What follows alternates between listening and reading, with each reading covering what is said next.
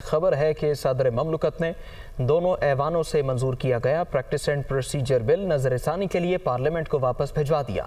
صدر مملکت ڈاکٹر عارف الوی کا کہنا ہے بادی نظر میں یہ بل پارلیمنٹ کے اختیار سے باہر ہے۔ رپورٹ دیکھیے۔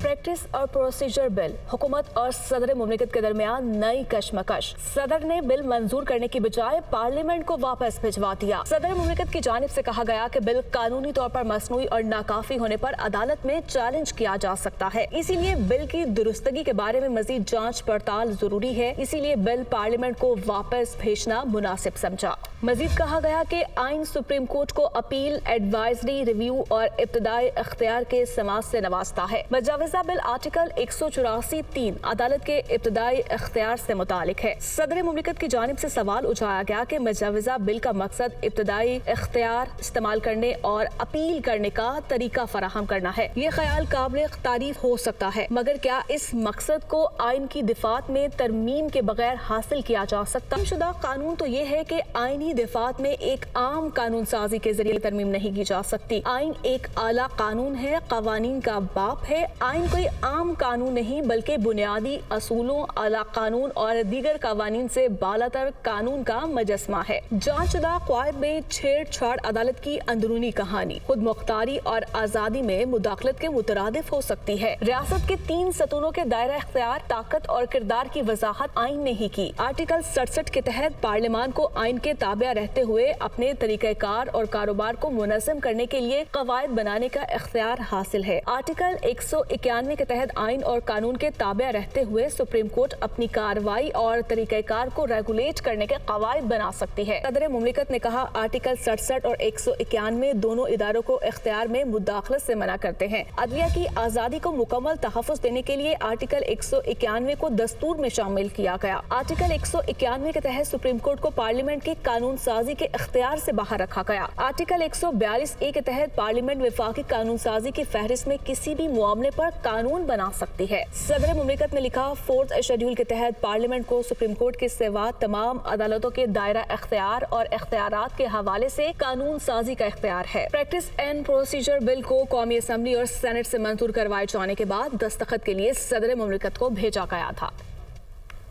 وزیر اعظم شہباز شریف نے صدر کی جانب سے بل کی واپسی کو افسوسناک قرار دے دیا ہے۔ ٹویٹ میں کہا پارلیمنٹ کا منظور شدہ بل واپس بھجوانا انتہائی افسوسناک ہے۔ صدر مملکت عمران نیازی کی خاطر اپنی آئینی ذمہ داریوں کو نظر انداز کر رہے ہیں۔ وزیر اعظم نے مزید کہا صدر مملکت کا پی ٹی آئی کارکن کے طور پر کام کرنا صدارتی منصب کی توہین ہے۔ موجودہ ملکی سیاسی اور آئینی بحران میں وزیر اعظم متحرک ہیں۔ چھٹی کے روز بھی وفاقی کابینہ کا اجلاس طلب کر لیا۔ صدر مملکت کی جانب سے بل واپس بھجوائے جانے سمیت مختلف امور پر غور ہوگا۔ وفاقی کابینہ کا اجلاس آج چھٹی کے روز دن 2 بجے ہوگا۔ اہم قومی امور پر مشاورت کی جائے گی۔ وزیر اعظم ہاؤس میں ہونے والے اجلاس میں وزیر اعظم شہباز شریف لاہور سے ویڈیو لنک پر صدارت کریں گے۔ ذرائع کے مطابق کابینہ اجلاس کا ایجنڈا جاری نہیں کیا گیا جو آن ٹیبل فراہم کیا جائے گا۔ کابینہ اجلاس میں آئینی بحران سے نمٹنے کی حکمت عملی پر مشاورت ہوگی اور جسٹس اطہر من اللہ کے اختلافی نوٹ کے بعد کی صورتحال پر بھی غور کیا جائے گا۔ اجلاس میں صدر کی جانب سے بل واپس بھیجنے کے معاملے پر لاہے عمل طے کرنے کے علاوہ الیکشن کمیشن اصلاحات اور خزانہ کے امور کا بھی جائزہ لیا جائے گا۔ اجلاس میں قومی سلامتی کمیٹی کے فیصلوں کی توثیق بھی کی جائے گی۔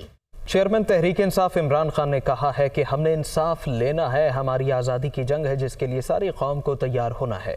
چوروں کے ٹولے کو سہولت کاروں نے ہمارے اوپر ہمیں غلام سمجھ کر بٹھا دیا ہے۔ آزاد لوگ آزادی کے لیے کھڑے ہوتے ہیں، غلام لوگ آزادی کی جنگ نہیں لڑتے۔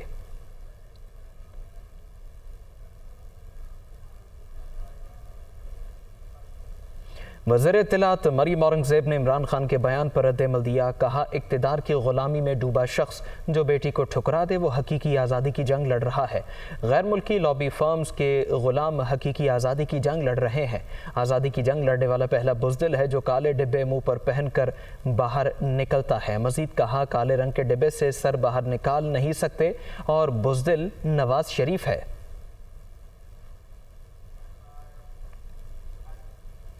वफाकी वज़ीर दाखिला राना सनाउल्लाह ने कहा है 2017 में पाकिस्तान तरक्की कर रहा था, नून लीग ने दहशतगर्दी और लोड शेडिंग का खात्मा किया, माशी शराय नमो में 6.2% तक पहुँचाया है, फिर साजिश के ज़रिए फितने को मुसल्लत कर दिया गया। वो फैसलाबाद में बाईपास मंसूबे के संगे बुनियाद की तकरीब से खिताब कर रहे थे। हमने 2013 से लेकर 17 तक दहशतगर्दी का भी खात्मा किया और उसके साथ साथ जो है वो लोड शेडिंग का भी खात्मा किया और मुल्क को तरक्की की तरफ लेके गए और मुल्क जो है वो 6.2% के हिसाब से तरक्की कर रहा था। तो फिर क्या ज़रूरत थी इस फितने को जो है वो लाने की। इस फितने को लाने के लिए जो है वो बाकायदा साजिश की गई। इस मुल्क में ओए तोए का कल्चर इंट्रोड्यूस करवाया। बेशरम आदमी ना किसी की इज्जत करता है, ना किसी के साथ जो है वो उसे इज्जत का सलूक करना आता है, ना उसकी को अपनी इज्जत है। अब भी हम मुश्किल में हैं, मुश्किल दौर है। आप पाकिस्तान मुस्लिम लीग नून पर, मियां नवाज शरीफ पर एतमाद करें। इंशाअल्लाह ताला इस फितने ने जो ये मुल्क को मुश्किलात में डाला है, हम इंशाअल्लाह ताला मुल्क को निकालेंगे। और ये फितना जो है ये फसाद बर्पा करना चाहता है मुल्क में, ये बदतमीज़ी, ये नौजवानों को गुमराह कर रहा है। ये हर मामले में इसका जो तरीक़ाकार है वो आपके सामने है। इसलिए आप पूरी तरह से इसकी शनाख्त करें, इसका इदराक करें और इस फितने को, इस फसाद को अपने वोट की ताकत से माइनस करें। वफ़ाए पाकिस्तान काउंसिल की इस्लामाबाद में कॉन्फ्रेंस हुई, जिसके बाद जारी एलामी में कहा गया कि मुल्क को मुख्तलिफ चैलेंजेस दरपेश है। बैरूनी दुश्मन के साथ अंदरूनी साजिशें भी मुल्क को अदम इस्तेहकाम का शिकार कर रही हैं। न्यूज़ कॉन्फ्रेंस में खिताब करते हुए मौलाना अहमद लुधियानवी ने कहा, मुल्क के खिलाफ कोई साजिश करेगा तो दिफाए पाकिस्तान काउंसिल उसका रास्ता रोकेगी। कोई मुल्क दुश्मन मेरी आंख से पाकिस्तान को देखेगा, पाकिस्तान की दीनी मजहबी सियासी कुव्वतें मैदान में होंगी और उसका रास्ता रोकने के लिए हम उसको वो मजा चखाएंगे कि उसकी आने वाली नस्लें याद रखेंगी।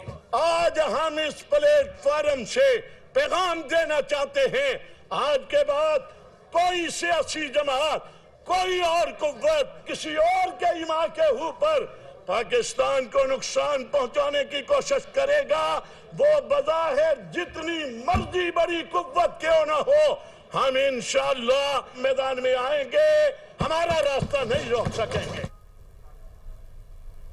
वफाकी वज़ीर जावेद लतीफ़ ने कहा है 2023 में लीगी क़यादत के बग़ैर इंतखाबात काबिल क़बूल नहीं। इन लोगों को इलेक्शन की जल्दी इसलिए है कहीं सादिक और अमीन का निकाब उतर न जाए। नज़रिया ज़रूरत का बेदरग इस्तेमाल मुल्क के लिए नुकसानदेह है। वो लाहौर में प्रेस कॉन्फ्रेंस कर रहे थे। 2023 का इलेक्शन भी मेरी क़यादत रिंग से बाहर हो और हम कबूल कर लें, नहीं कबूल कर सकते। इलेक्शन की जल्दी इसलिए हो कि कहीं इसके चेहरे से सादिक और अमीन का झूठा टाइटल जो था, नकाब जो था, वो उतर ना जाए। इमरानी फितने को तहफ़्फ़ुज़ देने के लिए आज एक नया नजरिया इमरानी आपके सामने है। कोई बताए हमें कि हमने ये तो सुना था कि आज खुद नोटिस उस वक्त लिया जाता है जब कौमी ज़रूरत होती है, जब रियासत को ज़रूरत होती है, कौमी मफाद में लिए जाते हैं। हुकूमत फिर पंजाब हुकूमत गिरानी थी तो फिर आर्टिकल 63A का इस्तेमाल हुआ, रीराइट हुआ आइन, और फिर एक लाडले को फिर मौका दे दिया गया अपनी ख्वाहिश पूरी कर ले। मरकजी सदर तहरीक इंसाफ परवेज़ इलाही ने कहा, चीफ जस्टिस से इस्तीफ़ा मांगने से पहले हुकूमत अपने गिरेबान में झांके। चीफ जस्टिस ने आइन की पासदारी की, वो क्यों इस्तीफ़ा दें। پرویز الہی سے سابق وفاقی وزراء اور ارکان قومی و صوبائی اسمبلی نے لاہور میں ان کی رہائش گاہ پر ملاقات کی۔ پرویز الہی نے کہا استعفیٰ شہباز شریف دیں جو آئین کو پامال کر رہے ہیں۔ چیف جسٹس سپریم کورٹ سے استعفے کا مطالبہ کرنے والے خود عدالتی مفرور ہیں۔ انہوں نے مزید کہا سپریم کورٹ نے اداروں کی رپورٹ دیکھ کر ہی الیکشن کرانے کا فیصلہ دیا ہے۔ شہباز شریف الیکشن سے بچنے کے لیے اداروں کا امیج تباہ کر رہے ہیں۔ حافظ قرآن کو اضافی نمبر دینے کا کیس ہے، سپریم کورٹ میں تنازعہ ختم نہ ہوا۔ جسٹس قاضی فائز عیسیٰ نے ایک اور نوٹ لکھ دیا، کہا ان کے 29 مارچ کے حکم پر 6 رکنی لارجر بینچ بنانے کی اجازت نہیں تھی۔ عشرت علی نے 4 اپریل کو لارجر بینچ کی تشکیل کے روسٹر پر دستخط کر کے مس کنڈکٹ کیا۔ رپورٹ دیکھیے۔ اجلت میں بینچ بنا کر غیر آئینی فیصلہ دیا گیا۔ 6 ججز کا فیصلہ آئین کا متبادل نہیں۔ جسٹس فائز عیسیٰ کا آرٹیکل 184(3) کے مقدمات کی کاروائیاں روکنے سے متعلق تفصیلی فیصلہ۔ جسٹس فائز عیسیٰ کا فیصلے میں کہنا ہے کہ رجسٹرار سپریم کورٹ نے میرے فیصلے سے متعلق سرکولر جاری کیا۔ رجسٹرار سپریم کورٹ نے آرٹیکل 184(3) کے فیصلے کو سرکولر سے مسترد کر دیا۔ رجسٹرار نے وفاقی حکومت کے احکامات ماننے سے انکار کیا۔ قاضی فائز عیسیٰ کا کہنا ہے کہ جب یہ اندازہ ہوا کہ رجسٹرار کا سرکولر غیر قانونی اور غیر آئینی ہے تو 6 رکنی لارجر بینچ تشکیل دیا گیا۔ یہ ججز جلد بازی میں اکٹھے ہوئے اور چند منٹ میں از خود نوٹس کارروائی کو ختم کر دیا۔ رجسٹرار سپریم کورٹ کو بتایا گیا کہ ان کے پاس سپریم کورٹ کے کسی حکم کو کالعدم قرار دینے کا کوئی اختیار نہیں۔ چیف جسٹس سپریم کورٹ کا حکم کالعدم قرار دینے کا کوئی انتظامی حکم جاری نہیں کر سکتے۔ چیف جسٹس نے آج تک میرے خط کا جواب نہیں دیا۔ جسٹس قاضی فائز عیسیٰ کا کہنا ہے کہ مقدمات کا فیصلہ قانون کے مطابق نہیں ہوگا تو عوام کا اعتماد عدلیہ پر نہیں ہوگا۔ جسٹس فائز عیسیٰ کا تفصیلی نوٹ سپریم کورٹ کی ویب سائٹ سے ہٹا دیا گیا۔ سپریم کورٹ میں جسٹس قاضی فائز عیسیٰ کے خلاف کیوریٹو ریویو پر اعتراضات کے خلاف اپیل سماعت کے لیے مقرر کر دی گئی ہے۔ سپریم کورٹ میں جسٹس قاضی فائز عیسیٰ کے خلاف کیوریٹو ریویو پر اعتراضات کے خلاف اپیل سماعت چیف جسٹس امرتا بندیال کریں گے۔ حکومت کی جانب سے کیوریٹو ریویو واپس لینے کی درخواست بھی سماعت کے لیے مقرر کر دی گئی۔ چیف جسٹس پاکستان 10 اپریل کو ان چیمبر سماعت کریں گے۔ خبر ہے کہ پی آئی اے کی لاہور سے مدینہ جانے والی پرواز میں خرابی ہوئی، مسافر پریشان ہو گئے۔ فلائٹ کی تاخیر کے باعث مسافروں کی سول ایویشن حکام سے تلخلامی ہوئی ہے۔ پی آئی اے کی فلائٹ نے لاہور سے مدینہ کے لیے رات 9:20 پر اڑان بھرنی تھی۔ ایئرپورٹ پر اب جہاز کی روانگی کا وقت صبح 10 بجے کا دیا جا رہا ہے۔ روزے کی حالت میں گھر سے ایئرپورٹ پہنچے تھے، اب تک فیملیز کے ساتھ ایئرپورٹ پر موجود ہیں۔ سول ایویشن کی جانب سے مسافروں کے ساتھ کوئی تعاون نہیں کیا جا رہا، مسافروں کا یہ کہنا ہے۔ کراچی اورنگی ٹاؤن میں کھلے ہوئے مین ہول میں خاتون سمیت 3 افراد گر گئے۔ خاتون اور ایک شخص جان کی بازی ہار گئے جبکہ تیسرے کو بے ہوشی کی حالت میں نکال لیا گیا ہے۔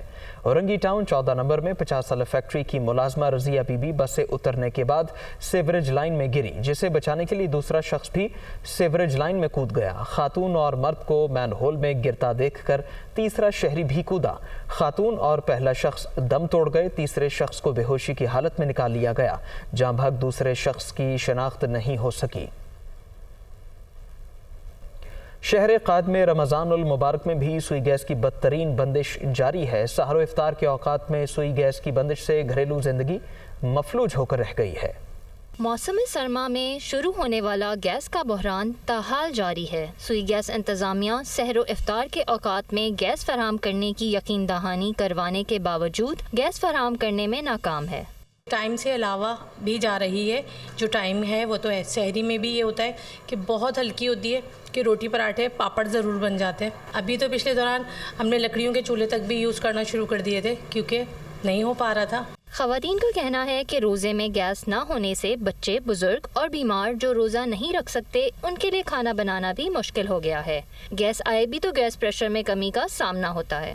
3 بجے جو گیس آتی ہے اس میں ہم لوگ کھانا بنائیں یا افطار کی تیاری کریں۔ اب صبح ہم بچوں کو ناشتہ کیسے کرائیں، اسکول جانے والے جو بچے ہیں ان کو ناشتہ کیسے کرائیں، جو اولڈ لوگ ہیں، شوگر کے پیشنٹ ہیں، ہارٹ کے پیشنٹ ہیں، ان کو ہم کس طرح سے ناشتہ کرائیں، کیا کریں۔ شہر کے مختلف علاقوں تک سوئی گیس کی بہتر فراہمی یقینی بنانے کے لیے اقدامات کیے جا رہے ہیں۔ جو لوگ کچھ غیر قانونی طور پہ گیس کمپریسر ڈیوائسز کا استعمال کر رہے ہیں، جس کی وجہ سے لوگوں کو محلوں کے اندر ان کی گیس، ان کی حق کی گیس دوسرا آدمی اس کمپریشن ڈیوائس لگا کے غیر اخلاقی طور پہ، غیر قانونی طور پہ وہ گیس وہاں سے لے جاتا ہے. جو ہمارے ٹیل اینڈ پہ واقع کالونیز ہیں جو کہ ہمارے ڈسٹریبیوشن سسٹم سے کافی دور دراز ہیں, وہاں تک گیس کے پہنچنے میں ان کا پریشر ڈراپ ہو جاتا ہے. بڑھتی ہوئی مہنگائی میں سحر اور افطاری کے لوازمات بازار سے لانے کے باعث شہریوں کے بجٹ پر بھی اثر پڑ رہا ہے. کراچی میں شہریوں کی جانب سے عید کی تیاریاں جاری ہیں. بازاروں میں بچے اپنے والدین کے ہمراہ من پسند ملبوسات کی خریداری میں مصروف نظر آ رہے ہیں. رتابہ عروس کی رپورٹ دیکھیے. جیسے جیسے عید قریب آ رہی ہے بچوں کی عید کی تیاریاں بھی زور پکڑتی جا رہی ہیں. بچے عید کی تیاری کرتے ہوئے روایتی کپڑوں کے ساتھ ساتھ کارٹون کیریکٹرز والے ملبوسات بھی شوق سے خریدتے ہیں. مجھے بیٹ مین کا سوٹ پسند ہے اور pant shirt, frock, purse, sandal. بس اپنی شاپنگ کر لی اور اب جھمکے خریدنے مجھے اپنے, اور ماما پاپا کا تھینک یو, اتنی مہنگی مہنگی شاپنگ کروا رہے ہیں ہمیں. عید کے لیے ابھی جھولریز لے لی ہیں, سلپر لے لی ہیں, ابھی ہمارا ڈریس رہتا ہے وہ لیں گے. ڈریس لیے ابھی ہم لوگ شوز لینے جا رہے ہیں. دکانداروں کا کہنا ہے بچے نت نئی فرمائشیں لے کر دکان میں داخل ہوتے ہیں. کوشش ہوتی ہے کہ بچوں کو ان کی من پسند اشیاء دکھائیں. شاپنگ جب بچے کرنے کے نہیں کرتے تو ان کو تو چاہیے کہ یہ بھی لے لوں, یہ بھی لے لوں, یہ بھی لے لوں, بس جلدی جلدی لے لیں. پپا بھائی یہ لے لیں میرے سے, بس جلدی سے یہ لے لیجیے. بس اس طرح سے شاپنگ ہوتی ہے. بچوں کی خوشی کے موقع ہو تو پھر چل جاتے ہیں شاپنگ وغیرہ میں. عید الفطر کے لیے بچوں کی خریداری کی فہرست طویل ہے اور ان کی یہ شاپنگ چاند رات تک جاری رہتی ہے. کہا جاتا ہے کہ بچپن میں منائی گئی عید کا مزہ ہی الگ ہے. والدین بھی خود سے زیادہ بچوں کی عید کی تیاری کر کے خوشی محسوس کرتے ہیں. کیمرہ مین عمران خالد کے ساتھ رتابہ عروس, دنیا نیوز, کراچی.